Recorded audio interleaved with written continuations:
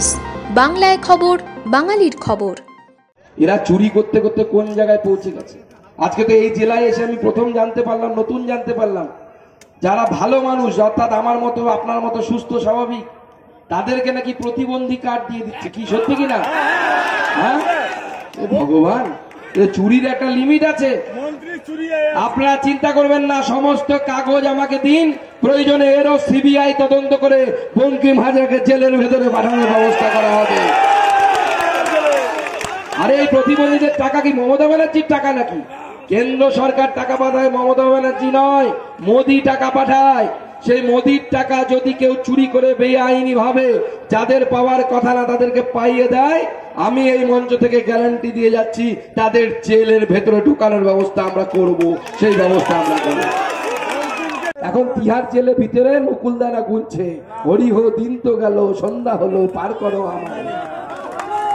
আর একা যায়নি, সঙ্গে আবার মেয়েকে নিয়ে গেছে। মেয়েটা বেচারা কি করবে, বাপের পাপে ফাঁসলো, তাই বলে না পাপ বাপকেও ছাড়ে না, এদের দেখা গেল পাপ মেয়েকেও ছাড়ে না। এখন পাপ করলে পরে তাকে ভুগতে হবে, সে তুমি বাপি চালচোর হোক আর বঙ্কিম হাজরার মতো বড় ডাকাত হোক, প্রত্যেকটা জেলে যাবে, জেলের ভেতরে যাবে। আমি সেই কথা বললাম।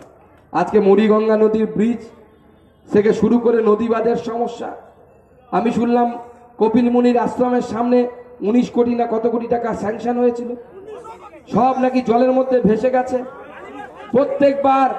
প্রত্যেকবার আমি দেখি সাগর মেলার আগে, গঙ্গাসাগর মেলার আগে নদী খনন করা হয়, হ্যাঁ ড্রেজিং বলে, তাই না? প্রত্যেকবার ড্রেজিং হয়, কোটি কোটি টাকা দেওয়া হয়, সেই টাকা কোথায় চলে যায় কেউ খুঁজে পায় না।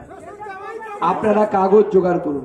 শুনুন, এই যে শ্বশুর এবং জামাই, এই দুজনেরই কাগজপত্র জোগাড় করুন। আমি বলছি সেই কাগজ জোগাড় করে আমাদের প্রার্থী হোক, প্রার্থী তো না, আগামী দিনে আপনাদের সাংসদ, তার মাধ্যমে হোক, আমাদের জেলা সভাপতি নবেন্দ্র নস্করের মাধ্যমে হোক, আপনারা পাঠান, আমাদের কাছে পাঠান।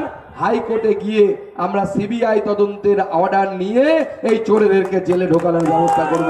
এই চোরেরা জেলে ঢোকানো, এটা আমি বলছি না, তৃণমূলের একজন প্রাক্তন কাউন্সিলর, যেদিন আমাদের প্রাক্তন খাদ্যমন্ত্রী জ্যোতিপ্রিয় মল্লিক সিবিআই এর হাতে ধরা পড়লো, ইডির হাতে ধরা পড়লো, সেদিন সে বেচারা কাঁদতে কাঁদতে ক্যামেরার সামনে বলছে, কি বলছে, দাদা আমার বউকে নিয়ে আমাকে না বলে দার্জিলিং ঘুরতে চলে গেছিল মন্ত্রী।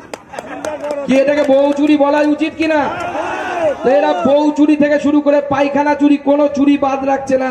আর চোরেদেরকে কোথায় রাখা উচিত আপনাদের মতে? কোথায় রাখা উচিত? জেলের ভেতরে রাখা উচিত কিনা? তাহলে মোদিজি ঠিক কাজ করছে কিনা? করছে তো, তাতে দিদির রাগ। মোদিকে বলছে যে মোদিজি আপনি আমাদের লোকদেরকে জেলে ঢোকাচ্ছেন। আরে চোরেদেরকে জেলের ভেতরে ঢোকাবে না তো কি বাইরে জামাই আদর করবে?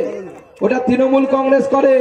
দিদি কান খুলে শুনে রাখুন, মোদি হচ্ছে এই ভারতবর্ষের চৌকিদার।